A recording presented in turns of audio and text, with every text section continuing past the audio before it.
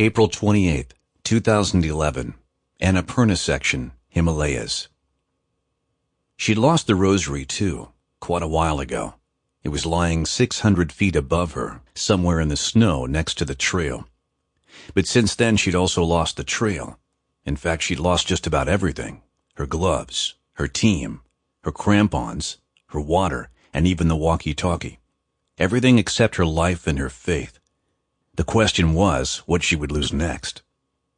Above her was the peak of Annapurna, glowing in the light of the afternoon sun, so close that it felt as if she could touch it. Yet they had not made it to the apex. Tracy, Laura, Betty, and Susan were dead. They had fallen through a snow bridge over a crevasse, and within a split second had disappeared from the face of the earth. Annapurna had simply swallowed them, leaving her desperately alone.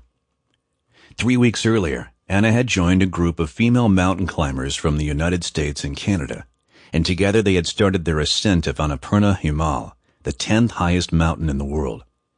Anna was an experienced climber. She was certainly no neophyte of climbing, and the Annapurna section was one of the most popular tourist destinations in all of Nepal. 2 days ago, she and 4 other women from Camp 5 had set out to climb to the summit. It was early in the morning and the weather was clear. Everything seemed to be going fine, despite the pain and the struggle for each and every step. They had been confident, almost euphorically convinced that they would reach the summit by midday. Then they crossed the snow bridge. When her companions fell into the crevasse, Anna's backpack and the crampons fell with them. Only a second earlier, she'd pulled the backpack off her shoulders because she needed a break. So she'd been lucky. If you didn't count the fact that she had lost her gloves as she tried in vain to find her companions in the crevasse.